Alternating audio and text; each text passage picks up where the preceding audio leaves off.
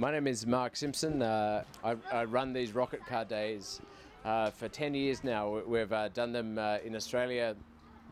They began, we used to launch rockets into the sky, and they would go up sort of 100 feet or 200 feet or a long way, and then they'd float down from the sky, and that'd sort of be exciting but also boring. And as we started to make our own rocket bodies, they would start to go wrong and fly off, and we started changing the trajectory of them, so they started going further and further down. And one day we shot them off over Sydney Harbour, and a rocket went down and into the water and then disappeared for 2 seconds, and then shot up out of the water again and shot off, and it was just the most exciting thing I've ever seen.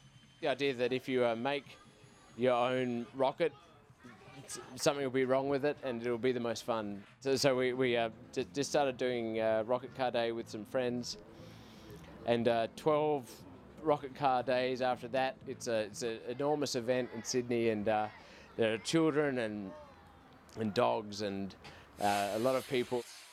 It's a lovely event, which is like a community event of people doing this, and everyone taking care of their own safety, and it's dangerous and horrible and wonderful at the same time. People spend months building their cars. They work very hard and care a lot, or people build it in the morning, or people stay up all night drinking beer and bring them in the morning and race them. So it's a mix, and we do different categories of cars where just made that day, or they're more professional and worried about, and that we separate them because the people who've raced their cars already are always better. So you should always make your own chassis. But what's more interesting is when people make cars like this, and it's short. So in theory, the basic theory is that if it's too short, it'll spin and go off track. If it's too light, it'll lift up and flip around and go up into the sky. If it's too heavy, it'll just slow down. And so it's all a balance of all of these things. So this is the safest car, which is long and light and straight. And then this is the most dangerous car, which is light and not very long. But this car showed us that if things are straight, it goes very well. But then you get cars like which are just beautiful ideas, and sometimes they go very well, but usually not. This year's winner, this is Bamboo, but it has a beautiful driver as well. It's very important to have a driver on the car. Here we have a gopher, maybe. Here we have a small dog.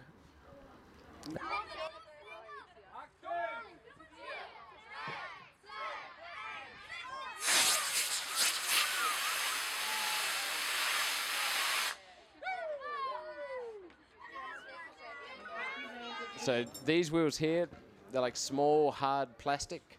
If they hit a little rock, it'll bounce away off its angle. But wheels like this are soft and they spin well. So so these are all ideas that engineers have known about for thousands of years. But we get to learn about every day.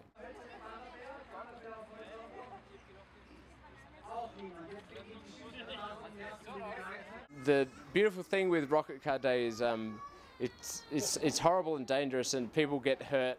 But in this culture of people suing people and being worried about insurance and all these things, rocket car day is great because you tell people before every race, this is horrible. Someone's going to be hurt. Look out! Grab your kid. And everyone does, and everyone grabs hold of each other and looks out. It's like there was a movie about meteors, and there were these meteors coming from space, and this scientist just said to this other person, "You've just got to keep looking at the meteor." So they're all running like this, and just keep looking. So it's the same idea, where you just take care of your own safety. Und jetzt geht's zum großen Finale. Wir haben tatsächlich unsere 2 Finalisten hier. Wie heißt du? Lukas. Und wie heißt du? Uma. So, also wir haben quasi noch zu genderspezifisch sind wir gut aufgeteilt. Uma gegen Lukas. My main interest is in seeing that mix of crazy creativity, like this, or I mean, this is very good. A mix of this sort of stuff, like this. That's very, very beautiful. But with cars that just, go straight and fast and true, and that to me is the most exciting. Where you get a stupid car. No offense to this car, but you get a fun car that goes straight, and that I think is the future for me.